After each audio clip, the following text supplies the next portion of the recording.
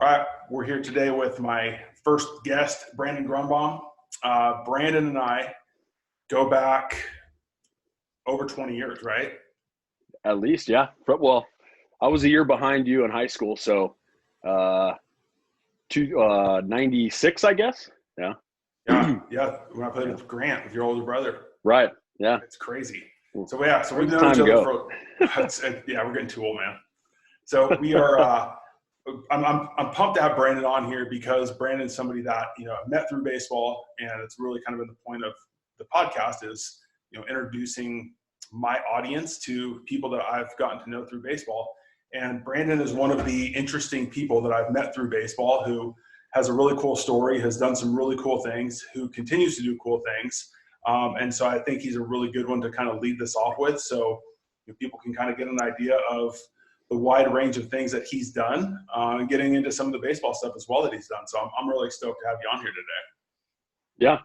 Yeah. Me too, man. I'm honored to be the first one. I guess that's pretty cool. And I know we talked about some stuff before, but yeah, it's this. I'm super stoked for you. I always try to support my friends who are trying to go out and do something on their own or something different, just because my whole life has been like that. I've never been a work for the man type of person. I've always liked my own thing. And anytime I see somebody trying to do something on their own, I love trying to support it. So I'm glad I could contribute and hopefully have a fun day today.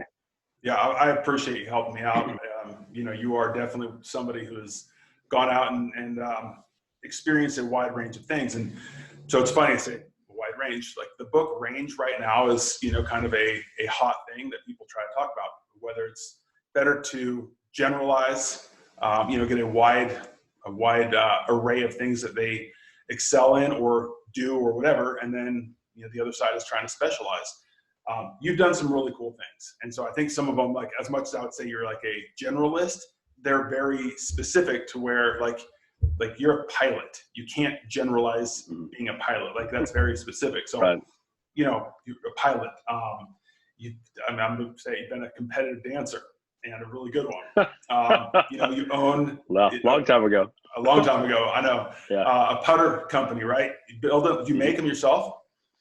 That's what I'm doing right now is, I'm left-handed and when it comes to golf equipment, left-handed stuff is few and far between. Even today with how popular the sport is, it's quite unbelievable that big brands like Titleist or Scotty Cameron don't make a lot of their models in left-handed putters or left-handed clubs, wedges, drivers, whatever. They'll give you one, maybe two different variations. And so when I was getting really into golf again and starting to kind of play competitively, tournaments, stuff like that, you're fine tuning your equipment and you're like, okay, I want a left-handed, answer two style putter with the flow neck. And who makes that? And they make plenty of them in right-handed, and they didn't make any in left-handed. I couldn't find anything. And so it was kind of built out of frustration, really. I took a Scotty Cameron Newport 2, and I cut the plumber's neck off of it, and we welded a flow neck that I rigged up, and that kind of started it. And people started seeing that, especially in the lefty community, and I started rebuilding other companies' putters to kind of suit left-handed people. And then, of course, the right-handed market takes over. It's like 88% to 12% in right-handed to left-handed. So then I started just customizing and learning to hand stamp, and that's kind of been my specialty is the hand stamping. I think my putters play really well, but I think they have a really cool vibe and a cool design. It's all Huntington Beach made. Everything is made in Huntington Beach. We mill them on a CNC mill out of a solid block of steel in Huntington Beach, and then they're finished and cut and stamped and painted and everything here. So I try to get that SoCal vibe for it. But yeah, it was just one of those things where I was so frustrated and then was so tired of doing other company stuff that somebody's like, you should start your own brand. And I like, well, I don't have the means to even attempt that, but it kind of, worked out that I did. And yeah, and we're only a year into it now. It was a good year. Last year was my first year selling and did really well and got really popular. And it's actually quite funny. People call and they're like, oh, this is Brandon Matthew. That's the name of the brand. It's Brandon Matthew. That's my middle name. Grunbaum didn't flow very well with the the marketing. So yeah, so first middle probably flows a little better. yeah, Can't throw Cappuccilli in there. but yeah, but no, it's cool, and it's exciting to kind of see where it's going because have a couple putters that are making it to the professional tours now, Champions Tour, the Corn Ferry Tour, and next stop is PGA. So getting some connections and try to get into some tournaments, and once that happens, I think it'll just hopefully blow up. What is that? What's that process like? Because I've heard from people, for example, trying to get into, building bats, making their own bat company. That it's really difficult given the fact that you're trying to get them certified. I don't know if that's the same process in golf by any means, but it's trying to get them into the professionals' hands. Yeah, and that's just what it is. I didn't reinvent the wheel by any means. There's nothing that's so proprietary or this amazing design of my putters. They're the basic.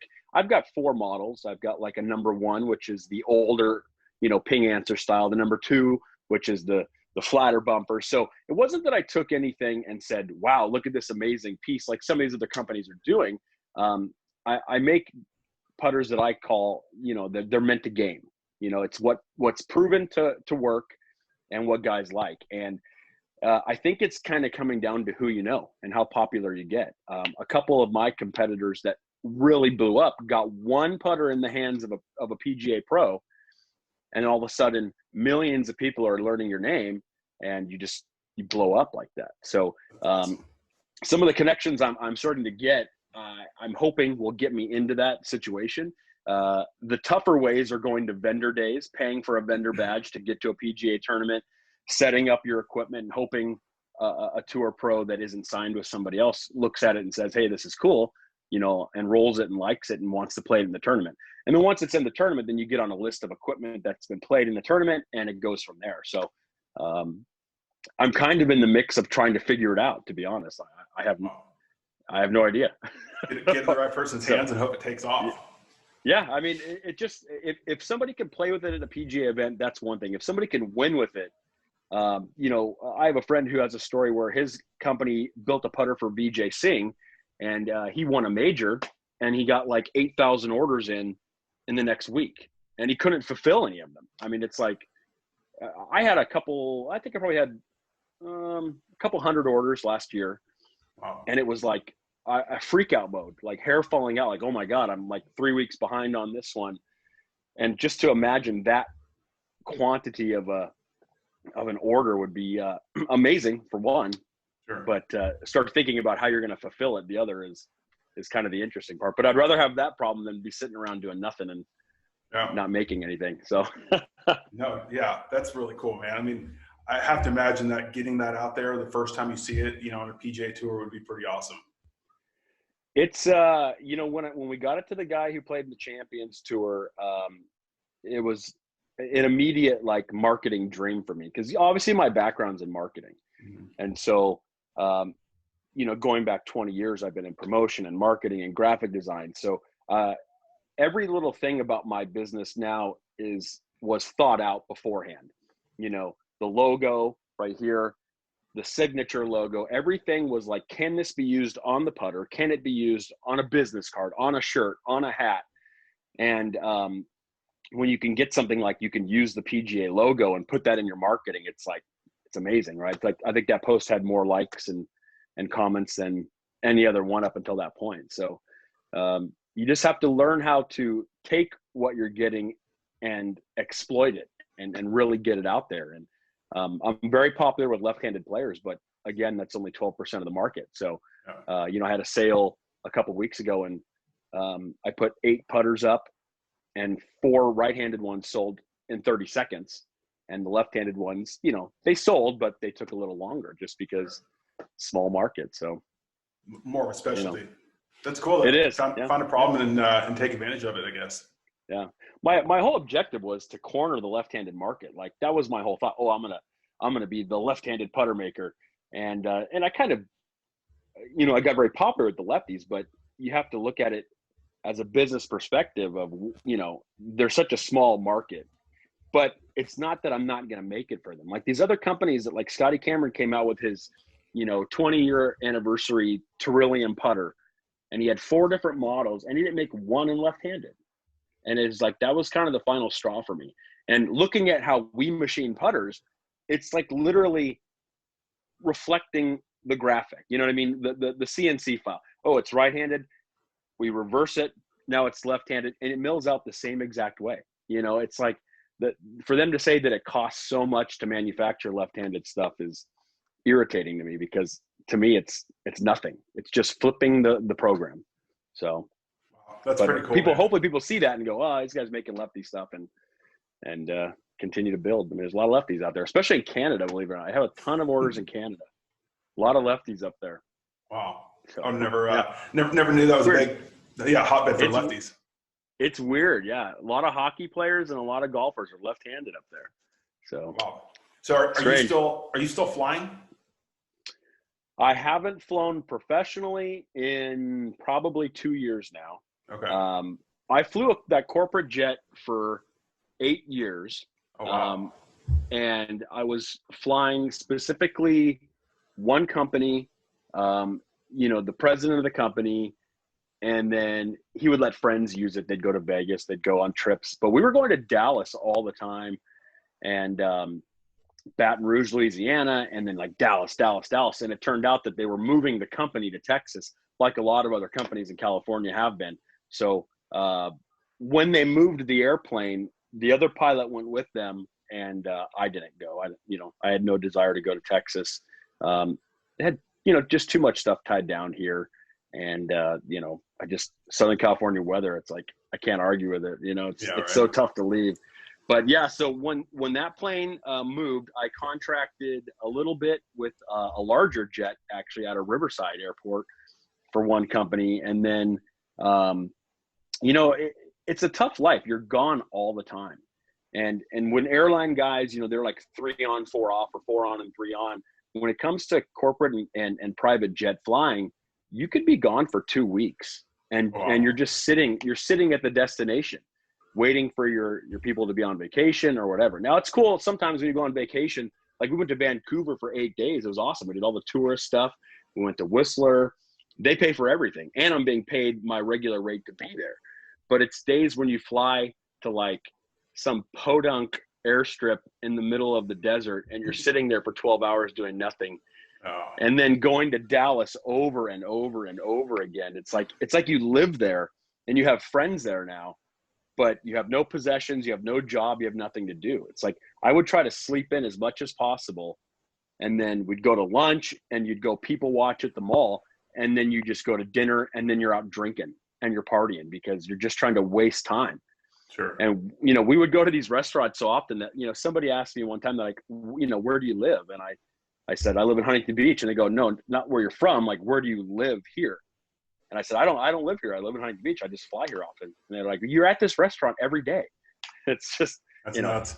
It's like Groundhog Day sometimes. It's just after you've done all the tourist stuff, it gets old. And then, you're flying up in the air at, 38,000 feet, and you're just kind of, the planes are so advanced now that you're just kind of monitoring when you're not taking off and landing. You're monitoring radios and changing some things. But it was a lot of fun, and it was a great experience. And it was me trying to get out and do something new. But it's expensive, like keeping your type ratings in the jets is like $20,000 a year. Really? Yeah. And you could have flown 365 days that year, and you have to go back to flight training for 2 weeks and demonstrate that you can fly the plane and do the emergency stuff. And it's a lot of work. So after the jets, I flew a photographer back in California for a while, which was awesome. It's, flying a little airplane, your hands on the whole time, you're flying the plane, low altitude.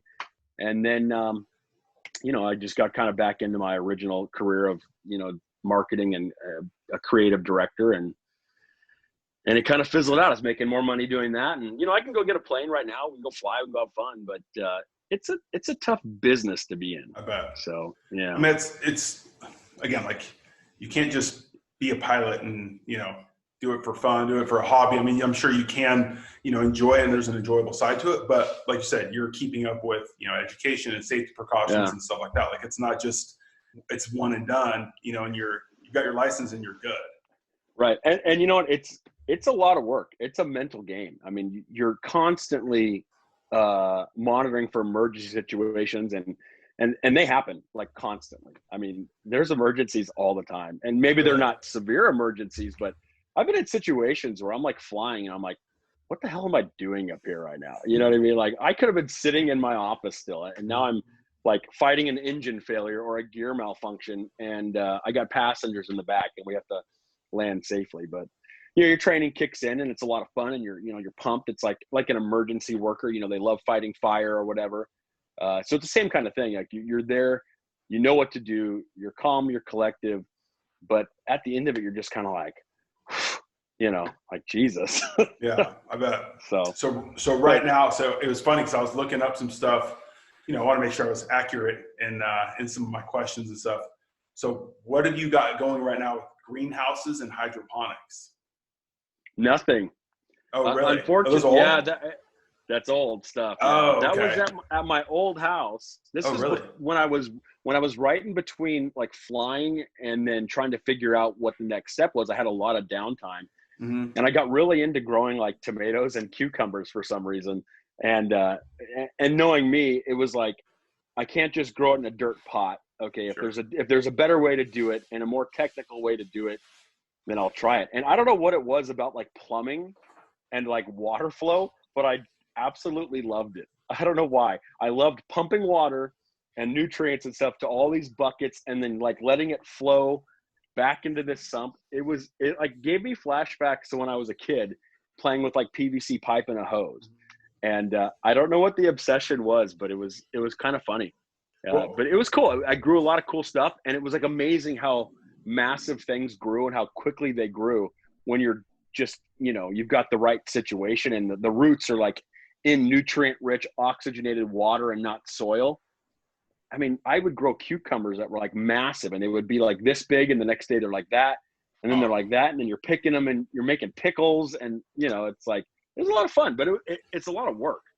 Oh, I bet. And it was funny. So it's like, when I was looking on YouTube, I'm searching through it. I'm like, dude, you've got like 63,000 people following you on YouTube. I'm going, is this for real? I had no idea. I didn't know you were that far into it, that you had like a big following. I didn't even know there was that many followers, to be honest. I have no idea. I haven't updated those videos. It's so funny. I allowed the monetization on those videos, and I was starting to like make money like through YouTube. Like, I would get these deposits, and I still every month, 6 or 7, 8 years later, get like $150 deposit. Really? It's not much, but all of a sudden it's like, I'll get an email, check deposit from Google or YouTube. Wow. And it's just, I'm like, I can't believe these are still generating income because they're so old.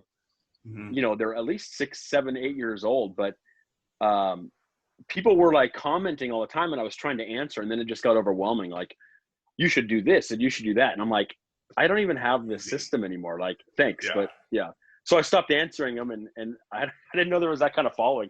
That's pretty crazy. I should make a new one maybe. Start back up. Yep. So, okay. So again, the pilot obviously is awesome. Like the golf clubs, I mean, you've done so many cool things, but to me, the one thing that I think is really cool is that you are an author and that you have written 2 books. Two, right? And I have both. But so there they are. Yeah, I got those. So for one, I don't know that we're going to have another guest on here that has a better backdrop than what you have. That's legit. This is just half of it. Yeah, that's really that works. So the historical significance of a lot of this stuff is what's cool about it. But okay, yeah. So that's what I was going to say. The books are about the history of the baseball, and it's unique because you don't have, like, obviously you've got historians and whoever who will write about the history of baseball or like the beginnings of the game and stuff like that. And you went to the beginning of the baseball, like the physical baseball. So for one, how did you get into that? How did that become interesting to you? Because the research you did, I mean, I've read both your books, like the research you did was unreal. Talk a little bit about that. So it's pretty incredible. It was, like anything, it's all by mistake, really. And I've always been a baseball fan, obviously playing and collecting Angels stuff, basically. from the get-go. And I don't know where I was, but I saw a ball that was from like the 1950s. And, you know, prior to 2000, it was American League and National League equipment. So even though we still have the AL and the NL now, they played with an American League ball design and they played with a National League design. And so while now we have the commissioner, we had presidents of each of these, you know, groups, Each league. leagues. Yeah. From the get-go. So on this baseball, it said William Harridge, and it said official American League Baseball, and it was by Reach, which was the company. And I was just so intrigued by how old it was. I'm like, oh, wow, this is so cool. And it looked so brand new to me that I said, you know what? I love the American League. I'm a big American League guy. I'm going to try to collect all of the American League baseballs, you know, with little knowledge of how many actually existed. So when I tried to do that research, I'm looking around and I'm like, oh man, there's like 2 different Heritage baseballs, and there's this president and there's this president. And it turned out being, oh my God, there's 9 different Heritage baseballs. Like, so I'm just going through like auction houses and eBay listings and just collector forums and just trying to figure out what year everything was. And it was just quite amazing to me that nobody had compiled anything even remotely close to what actually existed. And so I kind of set out, I'm going to collect. So at first it was just collecting. Okay, I got the 1919 ball, and I got the 1925 and the 1930, and then the red and blue stitched versions and the red stitched. And then it was like my collection kept growing and growing. And then my designer background kicked in, and I said, you know, I could probably put something together and not have to pay anybody. I've done the research. I can design it. I can do the photography.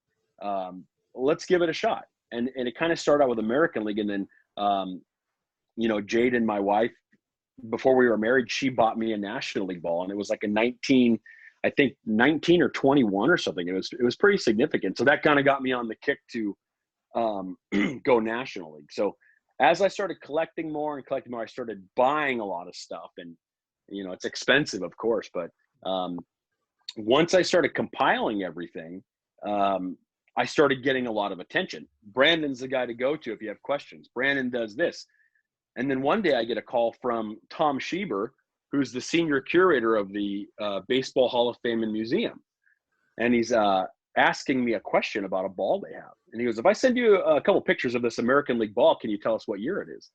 And I was like, you know, me? Like, you're like the senior curator of the Hall of Fame and Museum is asking me to date something. And then I just started getting a ton of stuff in. And it was like, what year is this? What year is this? And I'm like, okay, my book went from being like a coffee table style book to now it's going to be a guide. It's going to list every ball, and it's going to say why it's this year, what makes it different from the year before, you know, not only construction wise, but stamping wise. And stamping is obviously the key. You know, you're talking, there could be 2 stars left and right of the American League. And then the next year there's a 3rd star. And then there's an 1/8 inch gap between the cushioned cork center. And the next year it's a 1/4 inch gap. So little things like that kind of got me going, oh, this is why it's this year. And then looking at, you know, World Series balls or team sign balls. And then it was just very interesting where it went. Once the books came out, it wasn't baseball collectors that were buying it like I thought. It was authentication houses. It was auction houses. It was authenticators, the FBI, you know, Yankee Stadium. I got all these orders in, and it became that my books were the go-to for fraudulent autographs. Wow. So you have things like Pawn Stars, where the guy Drew Max was authenticating all this crap. And it was like the one that kind of got me bigger on the map was Las Vegas. Channel 7 called me, and they said, this guy says his baseball's real. This guy says it's fake. You know, can you give us some insight? And because William Harridge was the president for so long, you know, 1931 all the way to 1959, there were different variations of the ball. So the most fraudulent autograph out there is like Babe Ruth. And this Babe Ruth autograph was signed on a 1958 William Harridge baseball. Looked very similar, to the baseballs from the 1940s. Now, Babe Ruth died in 1948. So there's just no way possible he signs this ball. So all of a sudden it blows up that all these authenticators are getting my books. I mean, I'm selling dozens of copies to like PSA and all these authentication houses who are like, holy crap, you know, we just authenticated this, and it's the ball's 5 years later than the death of Ty Cobb or Lou Gehrig or somebody. So got really popular like that. And when the FBI fraud division contacted me and bought a few sets, I was just like, I've made it. You know what I mean? Yeah. It was like the coolest thing ever. You know what I mean?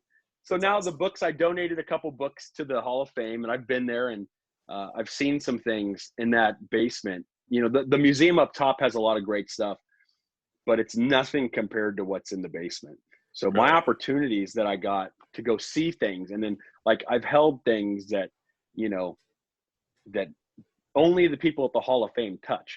You know, Ty Cobb bats, Ty Cobb baseballs, Ted Williams' last home run that he hit, that baseball bat, I've held it. I've swung it. Wow. Wonder Boy bat. I mean, Babe Ruth jerseys and hats, and, you know, Roberto Clemente's glove and his hat.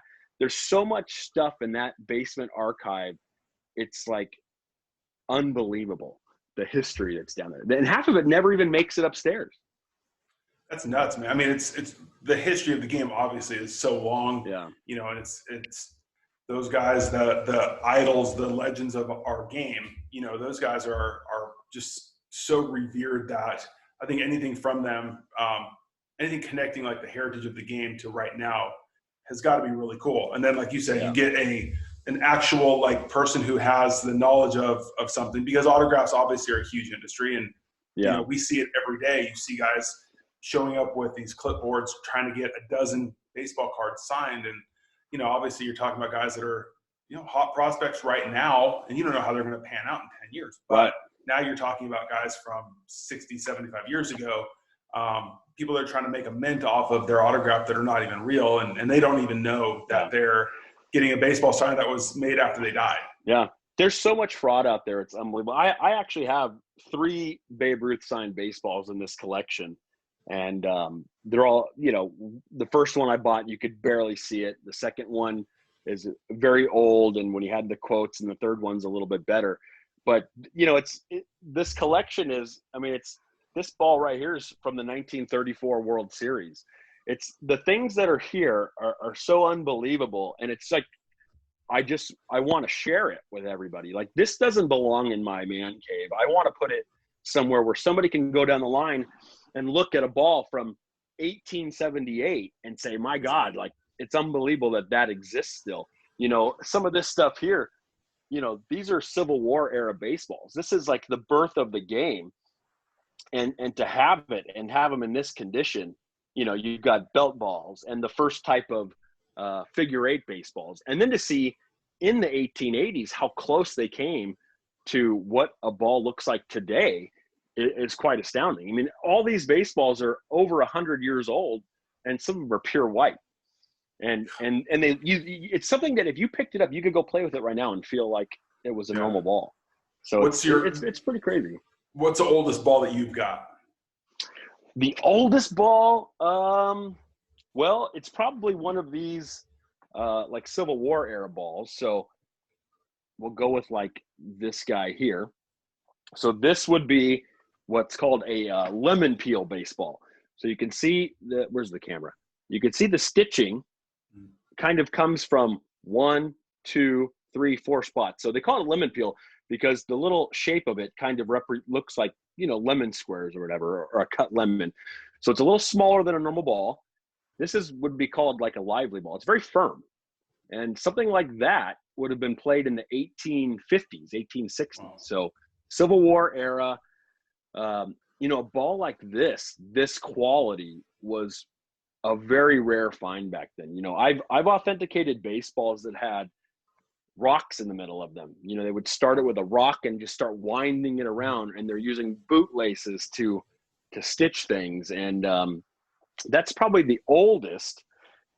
Professionally, the oldest one I have would be like 1890 maybe, and it looks like a regular baseball, to be honest. It's single stitched. It's in my books, historyofthebaseball.com, if you want to really take a look. But I've got so much stuff. It's like overwhelming. This is every National League ball played from 1876 to 1999. And this side is every American League ball. So it's, That's awesome. It's a big collection. It's a lot of stuff. A lot of people want what I've got. I've had offers on, the entire collection and piecing it out. And there's, it's my biggest mistake was trying to collect the boxes. Yeah. Because you have to imagine, boxes back then, you rip it open. Even today, Sure. You rip the box open, get the ball, and go play with it. So you can see, these are 100 years old pieces of cardboard. Like I've literally spent $500 on a piece of cardboard from like 1923.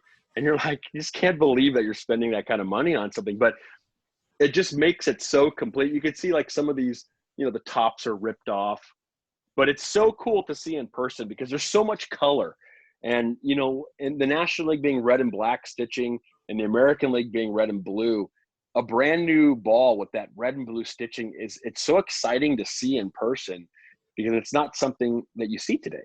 Sure. It's a baseball's a baseball now, right? Red stitching, the blue lettering, they're cool. Obviously, it's fun to look at, but to see something with the tinier stitching and the multicolor showed how like patriotic the game was back then. Like it was, they loved the art of the game as well as the game itself, the art of the equipment. So it's crazy even now. Like you see, kids at games and how badly people, and not kids, adults, like grown men that want a baseball, somebody's played catch with it. It's kind of funny. But like there is a historical significance behind it. It was really cool. I was in Huntington, cleaned out my mom's garage, and I found a 1994 World Series ball, which is like my coolest baseball that I have because there wasn't a World Series in 1994. So right, those types of things, I guess when there's significance behind it, it makes it a little bit more cool. And you have it from, way, way back, Civil War era up till the years when they're separated. Like, that's really cool. I've been trapped because once you start, like I'm a chronological collector, right? So I have to have everything. So this is every World Series ball from 1978 up until 2020. And, red and blue, red and blue, red and blue. And then they went to gold. But so now I have to buy one every year. It's just to add to the collection. But now it's been 10 years since I've been doing that. So, but that's every World Series ball right there. This whole side here. So it's you'll have to come over and take a look next time you're in town. Yeah, for sure. There's so much stuff here just to go like, oh my God, I can't believe it. A Roberto Clemente signed baseball. It's like, holy crap. It's like some people come over here and they're just like, so one of my friends was over the other day and he was like, had no idea I had all this stuff. And he's like, can I bring my dad here? It's just, people want to share it. And it's just so cool, that I've got it, but it's years of collecting and it's a lot of money spent. And, did you get it needs to be on display somewhere. Did you get into the autographs as much as the baseball themselves? Originally I was at like Angel games when I was younger, trying to get signed things. And then I was like, oh, a Mickey Mantle ball, I'm going to buy it. And then as I started collecting the actual chronological baseballs, it kind of faded away. When I started getting opportunities to get more stuff like the Babe Ruth baseballs, going down the list, it's like I've got Mickey Mantle and Ted Williams and Yogi Berra and Roberto Clemente. And there's so many that I have that it was really cool at first. Oh, I want these players. But, it kind of fizzled for me. And I really wanted to concentrate on the ball itself just because I knew there was a completion to my collection. And I still don't have everything. And I didn't buy anything for 5 years. I was looking and looking and looking for a 1912 American League and then a 1909 American League. And they're just non-existent. It's like I have probably one of three known to exist 1908 National League baseballs because the president during that era was only president for 2 years. I'm sorry, not for 2 years, but his last year was 1909. And he killed himself midway through the season. This is Harry Pulliam. So his stamp, only a certain amount of balls were made during that year. So to have one, and thinking back then they used 2 or 3 balls a game, right? Yeah. It wasn't a new ball every pitch like it is nowadays. Sure. And they were allowed to spit on them and throw it in the dirt and scuff them up. So the fact that there's even any specimen around from that era is a miracle on its own. I flew all the way to New Jersey to buy 2 baseballs from a guy who was like 93, and his dad had these balls, and they were still sealed in the box, the American League boxes. I opened one up. The other one I kept sealed, but I literally opened a box from 1916 to show this ball inside. And it's just, it's like unbelievable. Is there a ball that it's like your unicorn, your dream ball that you'd love to have that you haven't been able to acquire yet? There's I'm the kind of collector that I'll take any condition as long as I have it. So I would do a lot of trading up. Like I finally found like a 1904 American League ball, and it was in garbage condition, but I had it. Mm-hmm. And then one comes along, I sell that one, I buy the newer one. I would say the stuff that is unicorn style would be early National League, 1878, 1879, things that weren't dedicated Spalding baseballs yet. Now, the Hall of Fame has dozens and dozens of these, and, anything in the market would be like $20,000. It's just, they're so valuable and they're so rare that getting something like that, I think I'm past the point of collecting that I would pay anything like that. Sure. I think the most I ever paid for one single, baseball that wasn't signed by anybody was like, I think $4,500, which is a crap ton of money. You know what I mean? It's like, but I needed it, and I needed it to go in the book, and I wanted a picture of it. You know what I mean? I just needed it. But there's baseballs in the Smithsonian that are in my books that they let me take photos of, really? That are just, non-existent. It's just, those are the kind of balls where I go, if I really saw something like that available, I'd probably try to snag it up, but nothing over a certain amount anymore, because, it's just, I've kind of like, I've done this, right? This is the collection. It's here. If some things come along, fine, but I moved on to new things now. You know what I mean? So, I don't know. It's a good question. Like, I didn't think I was going to buy anything. And like, I literally bought a baseball 2 months ago that I had no intention of buying, but it was like, oh, you have a 1909 and you're going to sell it to me? Okay. And I drove all the way to Vegas to pick it up in person. So it's like, you just can't let something like that get in the mail, especially now. Like, people are losing packages left and right. Yeah. It's probably not one you want to lose. Yeah. What's next for you? What's like your next adventure you're going to be diving in on? Everyone asks me that kind of thing. And you know what it is? I just get bored so easily. It's like, I'm a been there, done that kind of guy. I think right now, financially, the golfing, the putters, the Brandon Matthew company has benefited me more than anything I've done. Yeah. I had a really good year last year. I enjoy making the putters. I think that the potential is massive. Looking at what some of my competitors make and how much they've sold in the golf industry is like unbelievable. And they're small companies. And so, everyone's like, you're a boutique shop, you should do boutique things. But knowing me, it's like, I just see it on such a more massive scale. Right now, everything I make is very custom, one-offs. I'd make you something, we put your number on there, or we put your initials on there, or somebody wants a specific saying stamped in. But my next step, and we're actually milling them out as we speak, is a OEM production model. Same thing Scotty Cameron does, right? He doesn't make his money $100 million a year in putter sales by selling the one-off tour models to, the guy that wants to spend $4,000 on a putter. He sells the $500 or the $400 head that exactly what you're getting, exactly what it looks like, you click and buy. So that's kind of my next step, is trying to get a design done to where you could just go on my site right now and don't have to worry about going to, custom order. Okay, I'm going to download the template and draw on it. I can't think of any ideas. There's the number one. I want it in 34 inches. I want it 350 grams, click buy, and it's there. So that's kind of my vision for, this year, is getting something done to where people can just buy. And that's, that's the goal, is sell putters. Yeah, I'll still, when you have it like that, then I can charge more for the custom stuff, because it's, in the very beginning, it was, I'll build anything. You want, F-bombs all over your putter. I'm going to build it because I want the sale. And so that's what it was. I was building things that I probably wouldn't build now in the beginning because I wanted to get my name out there. I wanted the sales. So there were a lot of designs where somebody's dreaming it up and they're, at their house and they're drawing it out and it's amazing to them. And I'm just looking at it like it's garbage, right? It's like, I don't want to put my name on this putter, but the guy just paid me $700. And so it's for you, it's what fine. you want. Yeah, no doubt. So awesome. I really think that this is it. The putters can be the thing. And if we can get it big enough to where it's just, I've got employees selling to PGA Tour superstores and Roger Dunn and Golf Galaxy and online, then it's going to do its own thing.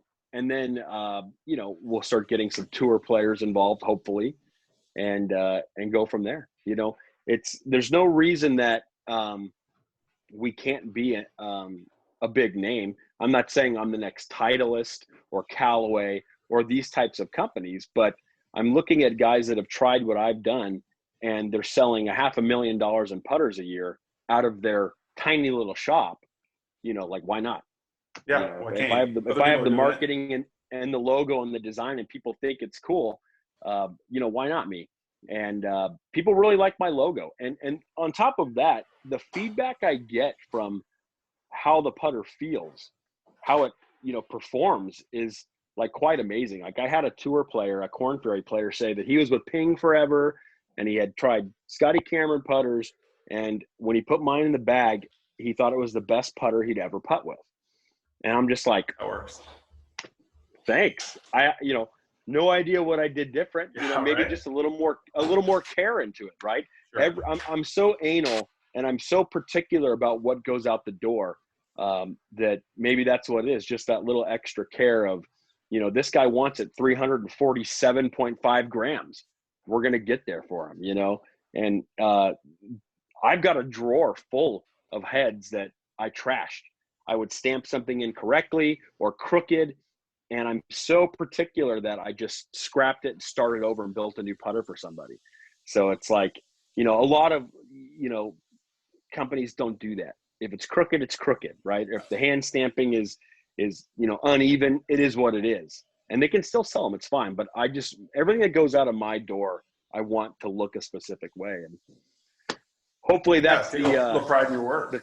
Hopefully that's the key to success. So I think that's what's happening with a lot of the baseball bat companies as well, because you see these smaller companies start to, start at the ground level, and as they grow, people use them and they like the product, they like the quality of the product, and because that care factor is put into it, versus being the mass produced and you just let anything go out the door because it's just another sale.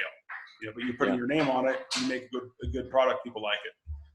I used Carolina clubs forever. Yeah, I know. I'm sure you know that brand. Oh yeah, but I don't know if you've seen. This is like I don't know if you can see that right there. Yeah, that's like every bat I used to play with, and they're all broken. But Shocker. I think that the little companies. What's that? Shocker.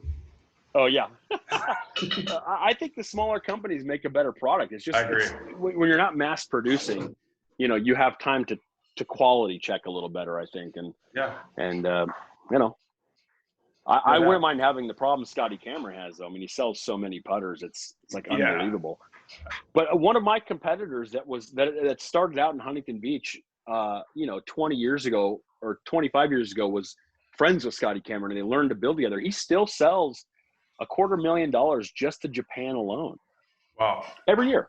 So it's like, these Asian countries, they like to spend money, and that's kind of one of my things. I'm actually working with a group that has a lot of stores and shops in South Korea, and Korean golfers are like, it's like you look at the LPGA Tour. It's like there's so many Korean golfers now, and it's a different game there. It's still like a country club game to them over there. It's high class, and so they'll spend the money on equipment. If you look at any type of even Japanese brands or Korean brands, like it's very expensive. So if that pans out, then new market for you. I've got putters all over the world now, in the UK and in Japan, and I have a couple in South Korea, Canada, Hawaii, which is obviously not every country, but it's starting to make its way out, and it just takes that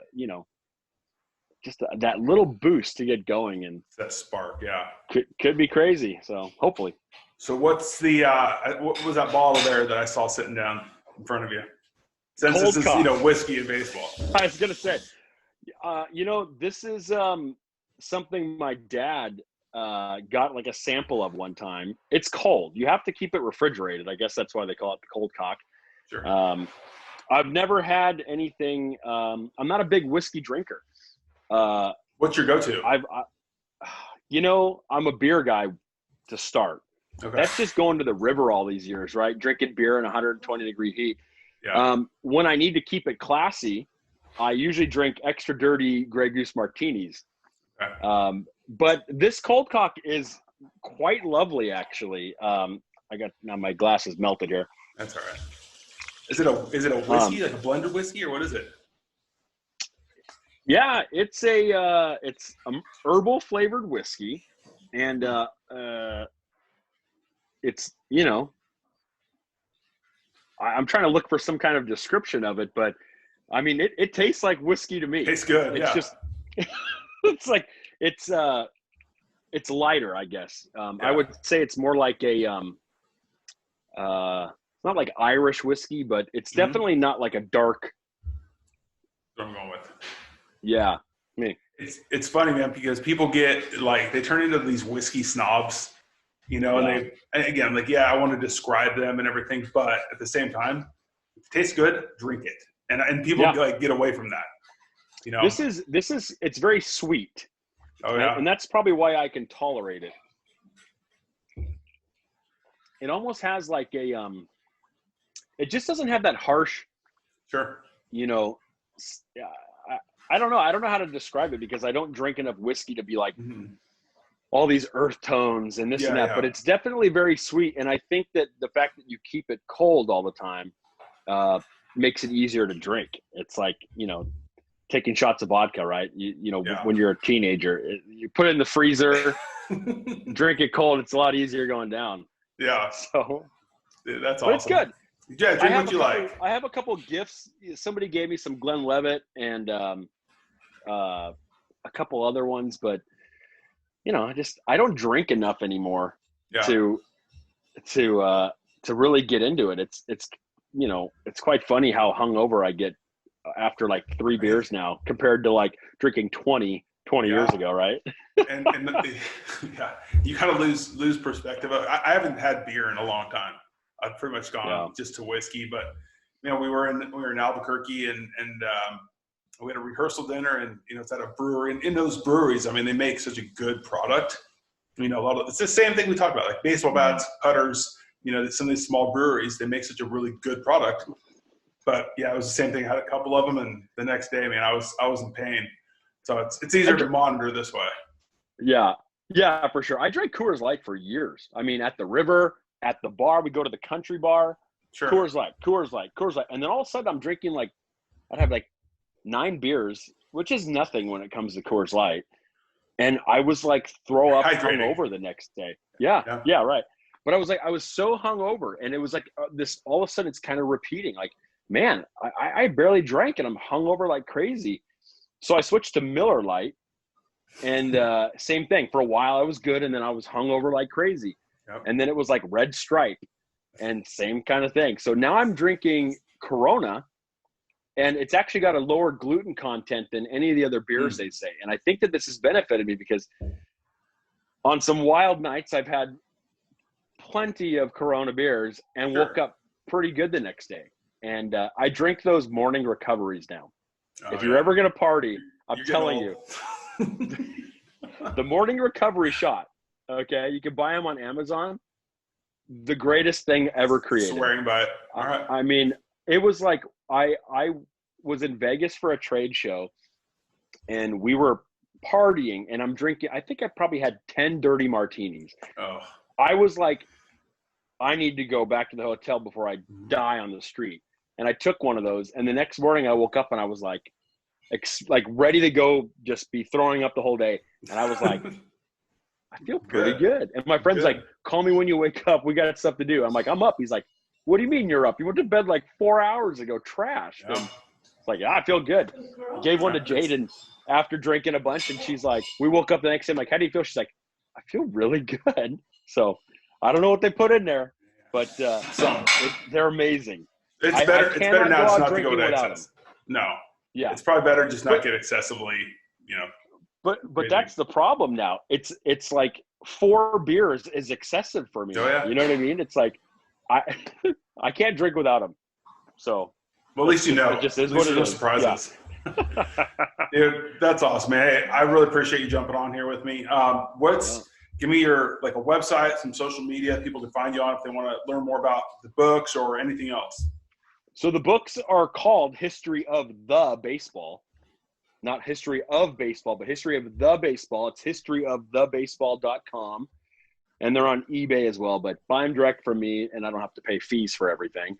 That's the American and National League one. And then the website is brandonmatthew.com, and it's MATTHEW, 2 T's. And my Instagram handle is Brandon_Matthew_putters. And follow me because that's how people think you're cool, the amount of followers you have, right? I got like 3,500 now or something like that, which is pretty significant because that's all organically driven. I didn't pay for anything. We just got popular by word of mouth. But, yeah, let me know. And I know all baseball players usually get to golf sooner or later. Yeah. That's what we did. So nothing like having your own custom stick and having something significant on there and, supporting a small business as well. There you go. Win-win for everybody. Made in the USA, Huntington Beach, California. So I love it. Awesome, man. I really thanks appreciate for having me. I hope this takes off for you. I hope you do some great things, and we'll be watching every week. Is it going to be weekly or? Yeah, I think that's the plan. No, not daily. I don't know if I could support that habit, but at least weekly. Cool. Awesome, well, we'll spread. Thanks so much. We'll spread the word. Thanks, I appreciate it. Talk to you later. Bye.